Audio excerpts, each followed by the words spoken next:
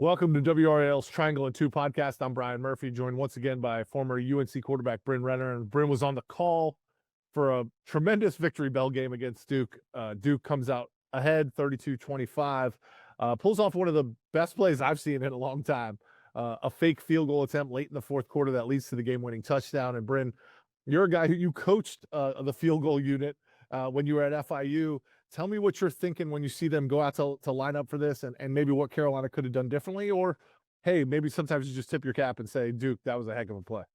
Yeah, I coached at FIU with Butch Davis, and he was a special teams kind of wizard, and that was his thing. And so I coached the corners, and I know when we ran field goal block, it was always one of those things where if we had a rusher like Marcus Allen was doing on the outside, and attempting to block, you always had to have someone else come over the top and make sure the tight end was covered, or if there was a fake, you were doing your job. And I think on that one, when you look at the tape, Kamari House, I believe, was in charge of, kind of getting over there and being contained potentially. So I know whenever you take a risk like that and go for a block, it's going to be kind of costly if someone doesn't do their job on the other end. And I'm not saying that's exactly what happened, but that's what it looked like.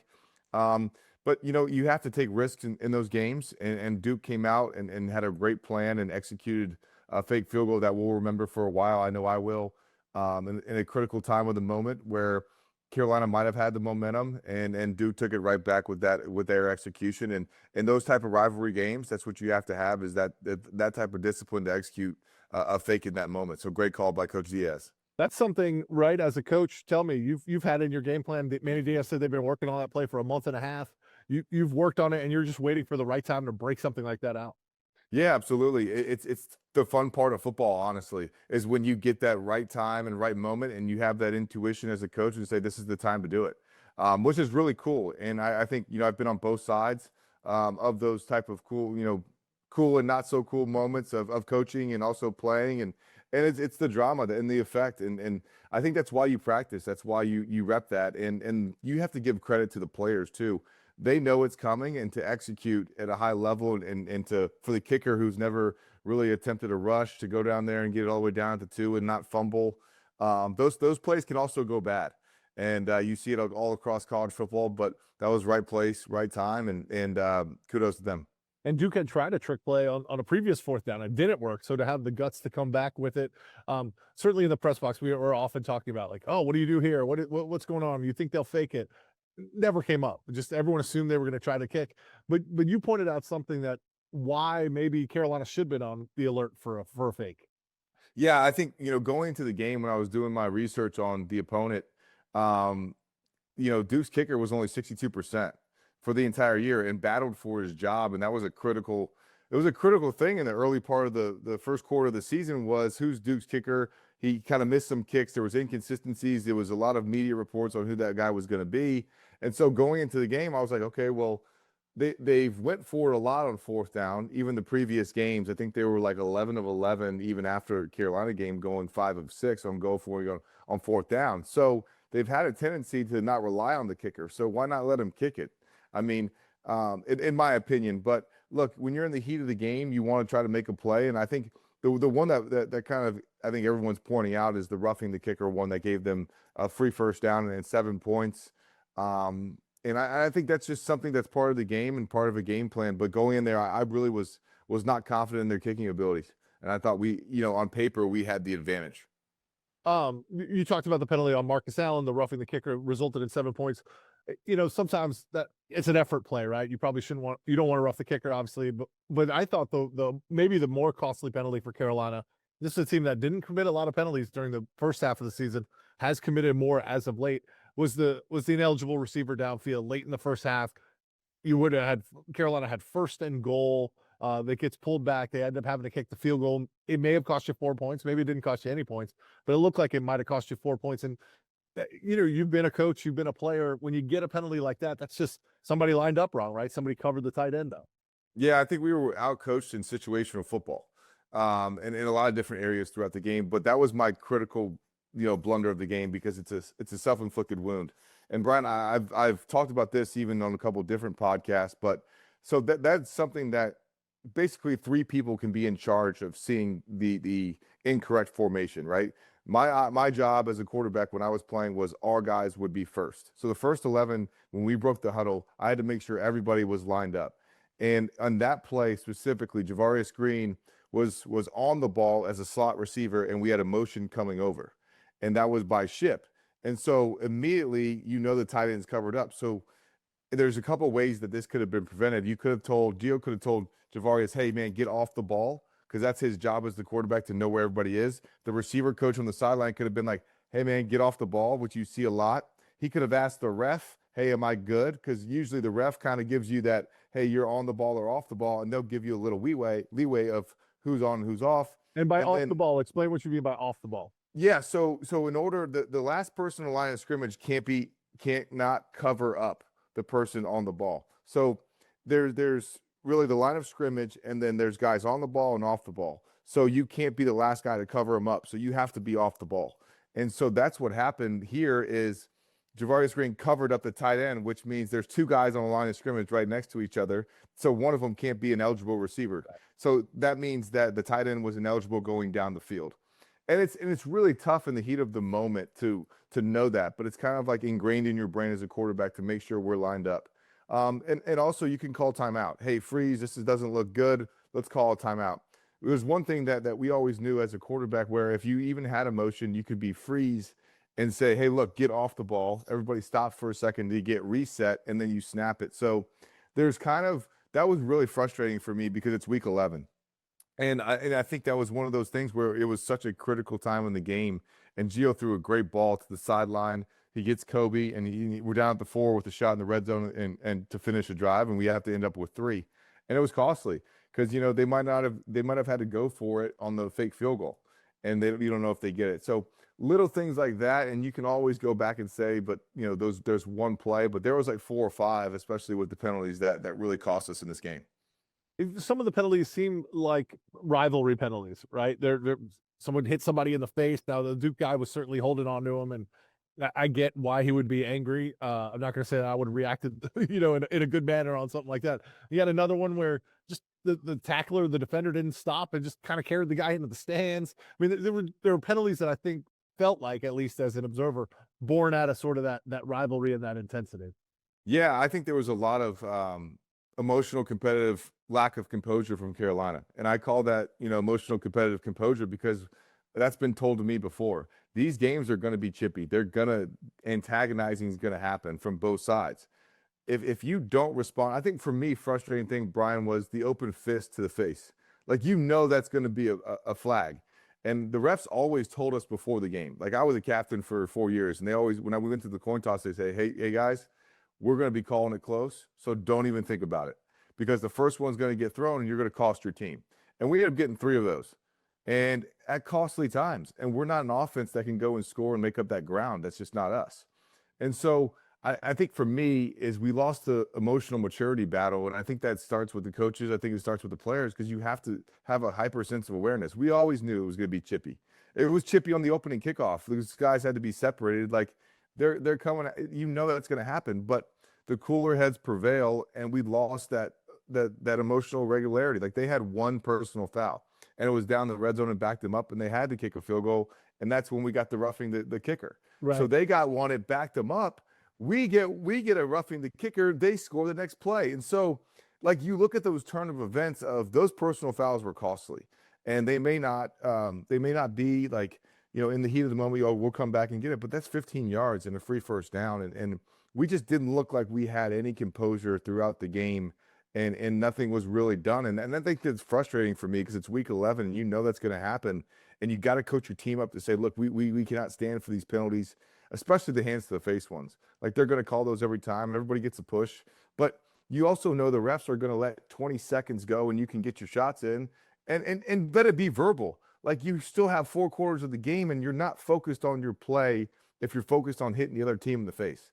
It's not football at that point. You're playing, go do UFC or something like that. But you can't cost your team in those moments. And this game was at home. Next week, the game's going to be even chippier. Let's be honest, and it's going to be a hostile environment. The entire crowd's going to be against you, 65,000 at Carter Finley Stadium. If you can't keep your composure in a game like this at home, what's it going to be like next week? And you played in this game 4 times. Yeah, that place is I'm going to call it Raleigh, but Raleigh is just it's a hyperly aggressive stadium. It's one of the hardest environments I've played in on the road. And even my senior year, that was my last game because I got hurt. They were cheering because I got hurt, so I respect them. It's a fun game to be in. You respect the competitiveness, but going back to the chippiness, like they've seen it for 2 weeks. Wake got under our skin and Duke got under her skin, and you sure as heck know that that team in Raleigh is going to do the same thing because they see it on film. So how are you going to respond? And I think that was, you take the fun out of the game when you get personal fouls. You want it to be competitive through the whistles, like this game was, and not make those mistakes to cost your team. So it's going to even be more electric at 7:30 at night on Thanksgiving weekend in Raleigh. And so you have to prepare your team, especially 18 and 22-year-old kids. And in the NFL, you don't have to do that. Like, I don't think there's one game that I was like in the NFL and I was like, okay, well, it's going to be, hostile. And I maybe, when I was with the Ravens and we were playing all those division teams, but it's a different atmosphere when it's college kids. And they're also, it's a highly emotional game, and nothing compares to the Duke UNC rivalry, but also just 10x more is the State Carolina rivalry. So we'll see how it goes. I asked Will Hardy about this week, and he's a player, so he had to give a diplomatic answer. But I was trying to get him to explain to me what's the difference between the Duke rivalry and the NC State rivalry. Like, do they feel the same? I know they're both rivals, but it just feels like the NC State game, at least as an outsider, means a lot more. And as a player, like, how do you balance that? Probably not an answer you could give before the Duke game, but you're a guy who's lived it. And what's the difference between those two games? Yeah, unfortunately, they are different. I think everyone knows that. We all know that. There's a little bit the Duke rivalry is more of a hatred, and the state rivalry is just more of like you cannot stand that other person that's in the room. Like you can't be associated with them. So it's like, hey, the other person's cordial and you can just be in the room with them. The other one is I have to get out of here. And so I think it's just more of it's been more of a competition. I don't mean that disrespectfully, but there's a longevity of competition in games. And I got sent to me this morning, Brian, when the coach from North Carolina picked up the offensive coordinator and tackled him and there was like this huge melee. I got that sent to me by all the Carolina fans. And no matter if we're 4-7, 2-5 in the ACC, it doesn't matter. This is the one game that does matter. I hope everyone in the building understands that. And I think, it's very fun to compete in these. And I had a blast. We had the Gio punt return, and then my senior year, we beat them on their field. And those are memories that I'll never forget. And I think that's one thing that you respect each opponent. I respect Duke and respect State. And that's that 1 week where the competitor comes out and you really make plays. And I think that's what you saw in the Duke game. There was like Carolina played better than they have all season, in my opinion. Duke played pretty well, and it came down to those final moments, and that's what these rivalry games provide, is that sense of high sports, high competitive nature. Let's talk a little bit about how Carolina did play, because I thought Gio Lopez had his best game of the year. We've had a lot of negative things to say about Gio, not just not myself, but the fan base at large. I thought he showed incredible toughness in that game, took a ton of big hits, kept getting up, and kept delivering passes. A lot of them were to the left. Is something we've talked about a lot. He threw a lot of balls to the left, but they kind of schemed for him that way. And I thought Gio was really good. Maybe the guy that Carolina thought they were getting when they got him out of the transfer portal. Yeah, he was he was a gritty player. They blitzed him entirely from his blind side the entire game. They wanted to come after his blind side, which is his right. And when he turned his back, they were coming after him. And a really good defensive line.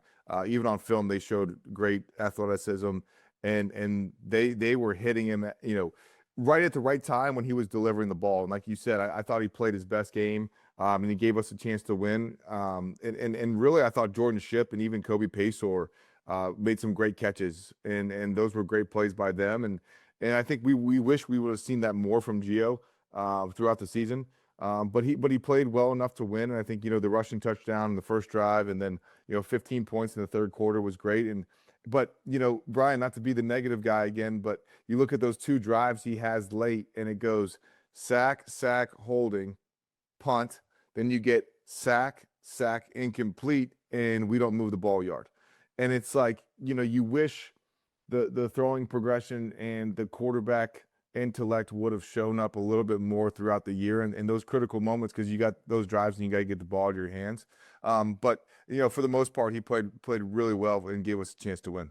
Yeah, that first drive was really critical, right? Carolina gets the stop on the 4th down trick play that Duke runs. Oh, you got to pick up a couple first downs. You got to bleed the clock. And I think they had a short running play and then sack, and all of a sudden those were the first sacks Duke had all game. They Yeah. finally got there, and you wonder, how much is that on the quarterback? How much is on O-line? How much is that on the coaching staff? And you just at a critical time where Carolina really needed to pick up a couple of first downs of 4 minutes, right? You trying to bleed the clock out. They just were unable to do it.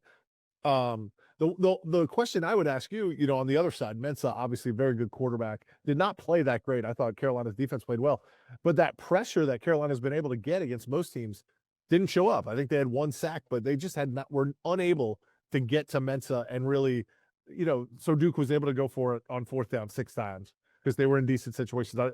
They picked up the 4th and super long. Mensah scrambles, I think, for 16 yards. So it just felt like when the defense needed to make a play, when that D-line that you've been counting on all year needed to make a play, they just didn't. Yeah, you're completely right. And I think it was one of those games where, look, I think Mensah's by far and away the best quarterback in the ACC that we've seen, but Shepard has to get a ton of credit because that kid is an unbelievable freshman. And he's a great running back. And those 2 guys, and even Hazley and Barkey, they have really 4 guys that were threats. And if you look at Mensah's game, I know he didn't have the stats. He didn't throw for 300. He's thrown for 300 almost every single game, at least the last 3. He made maturity and poised plays to keep them in it. And I was really impressed with his escapability to throw the ball away when we did get pressure, but we didn't get sacked and he didn't allow negative plays to happen. And I think that's what was really cool to see from his game in the elevation of sometimes at quarterback, it's not going to be a 300-yard day. It's going to be one of those games where let's keep it in this, let's run the ball, let's be effective.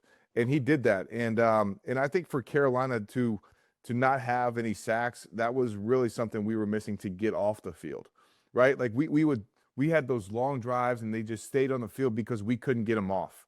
And it's gut-wrenching when a team goes 5 of 6 on 4th down. And most of those 4th downs were 4th and 1, 4th and 3 within 5 yards. And I thought Anderson Castle did a really good job picking those up because that kid's a really good player as well. Duke had weapons, and they've shown they can score points all year. Carolina did a good job of limiting the points, but just couldn't get them off the field because the time of possession was just so lopsided as well. Manny Diaz, 4-0 against North Carolina and North Carolina State. So he's doing a heck of a job over there at Duke. I want to get your expert opinion on another quarterback, and that's C.J. Bailey, the guy that Carolina's going to have to stop next week. He's been a little more up and down than Mensah, who I think's been a little steadier, but the flash plays from Bailey are as good as anybody, across the ACC at least, when he makes those plays, either with his legs or with his arm. Yeah, I think CJ's a really good player. And I think he has those games where you're like, wow. And then he has some games where you're like, oh, man, the accuracy wasn't there. But he is a threat to score at any moment. With his legs, I think he's done a good job of being the point guard and not taking as many hits this year. I think that's different. He's choosing to run a lot more, a lot less and getting the ball out of his hands. But you look how he played against Florida State. That was the first game I've watched in a couple of weeks, actually, since they played Duke. And he's improved.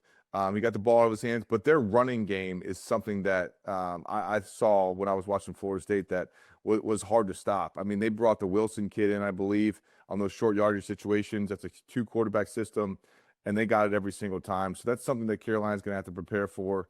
And they have weapons. I mean, they have guys that can really, really go, and I know they're going to be ready. They have an extra day of rest. I know how Coach Doran coached. I've played against Coach Doran. He is a one tough son of a gun, and he's a really good football coach. And I know when he says baby blue, and I feel it in my heart. I'm like, man, I want to go play again because it's such a great time to be in this rivalry. Like, I miss it. I miss those battles because he coaches his team really, really hard for this week, and I've always respected him and how he does that. So I know CJ Bailey and the guys are going to be ready. Yeah, I mean, just the sheer number of skill guys they have between Hollywood Smothers and Duke Scott and Joe Lee, the tight end, and all those receivers, Rogers and Anderson, and they just seem to find a new guy every game. The State's offense is very impressive, and their defense played probably its best game against Florida State. I asked Bill Belichick after the game. I said, "Look, in your initial press conference, you mentioned Duke. Little Billy's first words were beat Duke. You've talked about the Duke rivalry many times, but you haven't talked a ton about State. Like, has that sort of been impressed upon you that the State rivalry may be even bigger? He said, "Look, I'm not real smart, but I learned that pretty quick. I understand the rivalry." If you've never look, he's a very smart dude. He knows more about football than I'll ever know. Um, can you be prepared for the intensity of this rivalry, like that first time you walk into Carter Finley? Yeah, with all due respect, I don't know if I agree with that response. I think the response should be, I'm going to get my team as prepared as I can, because when you step into Carter Finley, it's a different atmosphere. College football is different than the NFL, and you're coaching 18 and 22-year-old kids that need to be motivated, that need to be told this is the biggest game of their careers.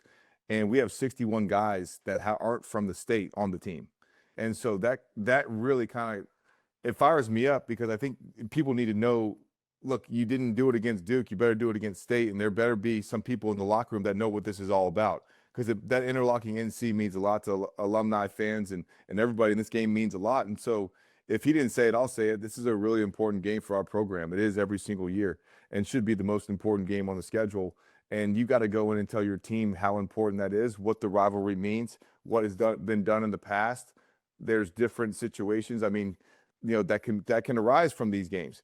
And so that's what makes sports great, is you have to coach your team up to understand that there's going to be critical moments in this game, because we weren't critically ready for the personal fouls that we had, to be very overly critical. So I think we got outcoached in situational football, and I hope it doesn't happen again on Saturday.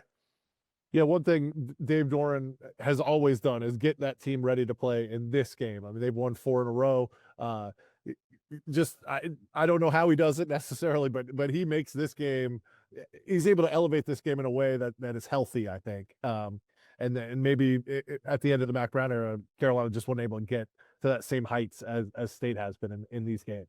Yeah, I'll give you a great story. So I go back to, we lost to him 5 years in a row.